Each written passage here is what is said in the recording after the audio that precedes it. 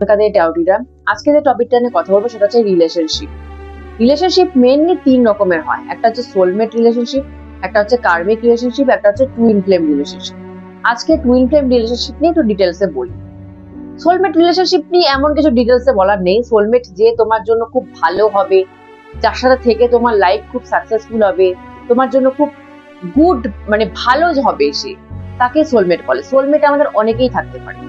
মা বাবা mainly soulmate হয়, হাজবেন্ড ওয়াইফ সোলমেট থাকতে পারে, ভাই বোন সোলমেট থাকতে পারে, ফ্রেন্ডরা সোলমেট থাকতে পারে, অনেকে সোলমেট থাকতে পারে। সোলমেট অনেকেই হয়, সোলমেট একজন হয় না, সোলমেট অনেকেই হয়, যার থেকে আমরা মেনলি বেনিফিট পাবো লাইফে আগানোর পথে, যে আমাকে সাহায্য করবে, তো সেই সোলমেট। কার্মিক রিলেশনশিপ হচ্ছে যে যার থেকে আমি শুধু ব্যথাই পাবো, যার থেকে আমি কোনো রকমের কোনো হেল্প পাবো না, যে আমাকে নিচু দেখাবে, অপমান করবে, যে যাকে আমি উল্টো করব, আমি উল্টো দেবো, কিন্তু রিটার্নে কিছু আমি পাবো না। আমি যার জন্য করেই যাবো দিনের পর দিন, বাট রিটার্নে আমার কিছুই আসবে না, জিরো। সে হচ্ছে কার্মিক রিলেশনশিপ। কার্মিক রিলেশনশিপ অনেক হতে পারে, হাজবেন্ড ওয়াইফ হতে পারে, ভাই বোন হতে পারে, অনেক হতে পারে কার্মিক রিলেশনশিপ। এবার মেনলি আসে হচ্ছে twin flame relationship. Twin flame রিলেশনশিপটা হচ্ছে তিনটা রিলেশনশিপের মধ্যে সবচেয়ে ট্র্যাজিক রিলেশনশিপ, কারণ টুইন ফ্লেম রিলেশনশিপ একজনই হয়।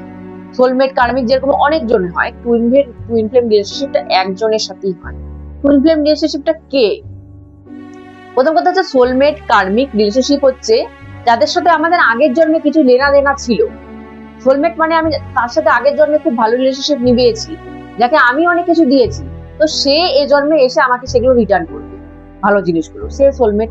কার্মিক রিলেশনশিপ মানে আমি আগের জন্মে তার সাথে খুব খারাপ বিহেভিয়ার করছি, তো সে সেগুলো এসে ঋণগুলো শোধ করবে, খারাপ খারাপ জিনিসগুলো, সে কার্মিক রিলেশনশিপ।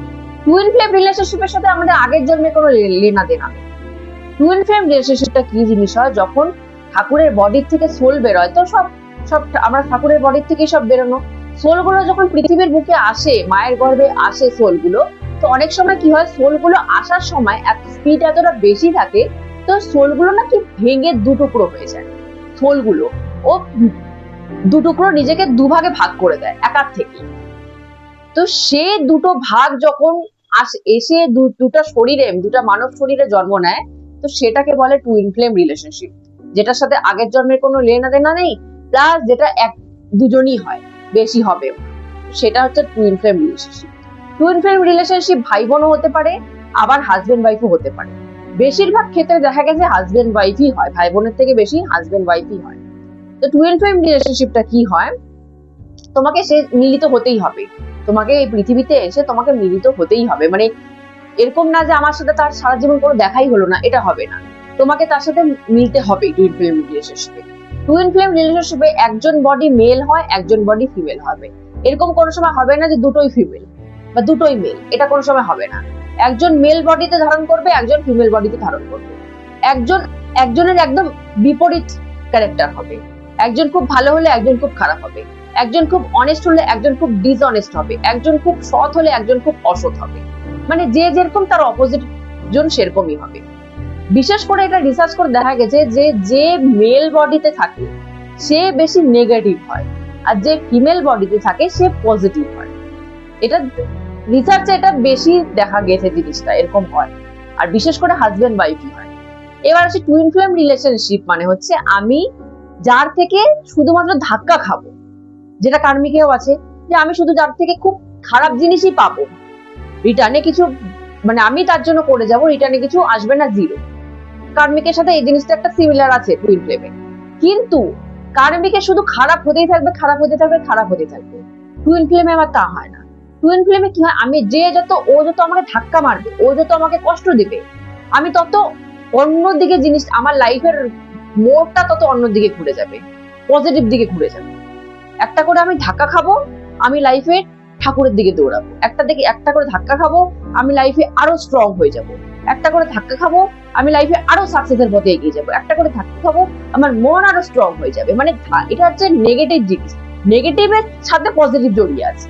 কার্মিকে যেমন শুধুই নেগেটিভ, সোলমেটে যেমন পজিটিভই পজিটিভ, টুইন ফ্লেমে হচ্ছে নেগেটিভ পজিটিভ দুটোই একসাথে মিলিত।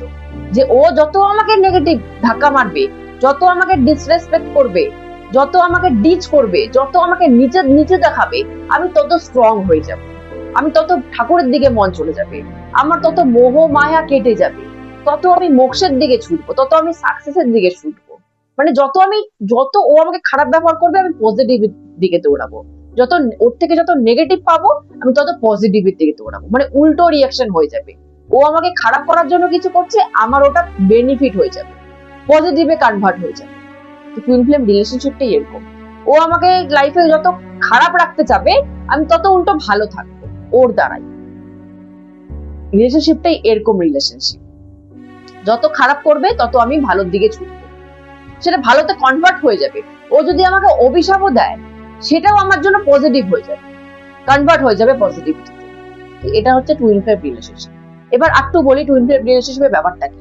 টুইন ফ্লেম রিলেশনশিপ মানে হচ্ছে আগের জন্মে যত সবারই আগের জন্মে খারাপ কর্ম আছে, ভালো কর্ম আছে, দুটোই আছে। তো সেরকম খারাপ কর্মটাও কিন্তু দুভাগ হয়ে গেল, ভালো কর্মটাও দুভাগ হয়ে গেল। মানে আমি আমার যা খারাপ কর্ম আছে, আমি অর্ধেক ভুগবো আর ও অর্ধেক ভুগবে। আমি আমার যা ভালো কর্ম আছে, আমি অর্ধেক ভুগবো আর ও অর্ধেক ভুগবে। কর্মটাও কিন্তু ডিভাইড হয়ে যায়। যেহেতু সোলটা ডিভাইড হয়ে গেল, সেহেতু খারাপ কর্ম ভালো কর্ম দুটোই ডিভাইড হয়ে গেল।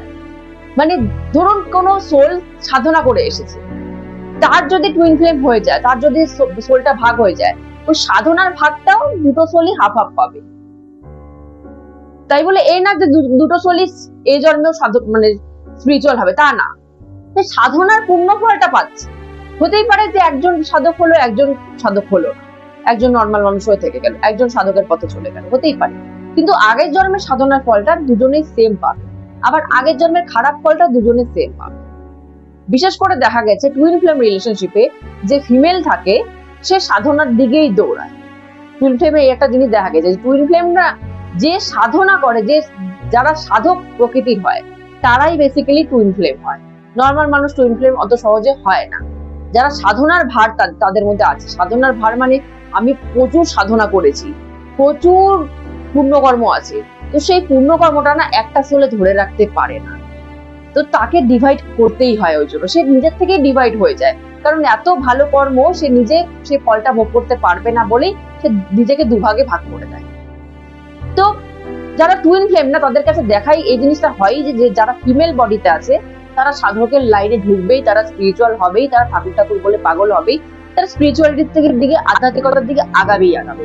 যারা মেল বডিতে আছে, তারা স্পিরিচুয়ালিটির দিকে নাও আগাতে পারে, তারা নেগেটিভে থেকে যেতে পারে, আবার পজিটিভ হতে পারে, কোনো গ্যারান্টি নেই। কিন্তু একটা ফিমেল, সে কিন্তু যে টুইন ফ্লেম ফিমেল, সে ঠাকুরের দিকে আগাবে, সে সাধক হবেই হবে, সে সাধিকা হবে। তো টুইন ফ্লেমের রিলেশনশিপটা এরকম। টুইন ফ্লেম কি হয় ব্যাপারটা, একসাথে যারা থাকলো, তারা আবার কিছুদিন পর, কিছু বছর পর কিন্তু আলাদাও হয়ে যায়। তোমাকে তার যতটুকু শেখানোর, সে শিখিয়ে দেবে, সে তোমার লাইফ থেকে চলে যাবে। সে শেখানোর জন্য আসে, যে তুমি যতটা শিখতে চাও, এ জন্মে যতটা শেখা বাকি আছে, সে অপোজিটের সোলটা তোমাকে শিখিয়ে দিয়ে সে তোমার লাইফ থেকে বিদায় নিবে বলে এই না যে পুরোপুরি ডিসকানেক্ট হয়ে গেল। পুরোপুরি ডিসকানেক্ট কিন্তু হয় না, একটু হলেও কিন্তু লেগে থাকে, কোনো না কোনো ভাবে সুতো কিন্তু লেগেই থাকে। তাই বলে এই না যে সে আবার একসাথে পৃথিবীর থেকে যাবে, এরকমও ব্যাপার নেই। যার যখন মৃত্যু লেখা আছে, সে তখনই যাবে। তো এটা হচ্ছে টুইন ফ্লেমের ব্যাপার। পুরো ডিসকাস করলাম এই কারণে, কেন ব্যাপারগুলো মানুষ অনেকে জানে না। সোলমেট কার্মিক অনেকে জানে, কিন্তু টুইন ফ্লেমের যে এতটা ডিপলি ডিটেলস অনেকেই হয়তো জানে না। তো এই জিনিসগুলো হয়। আজকের মতো এখানে স্টপ করছি। জয়।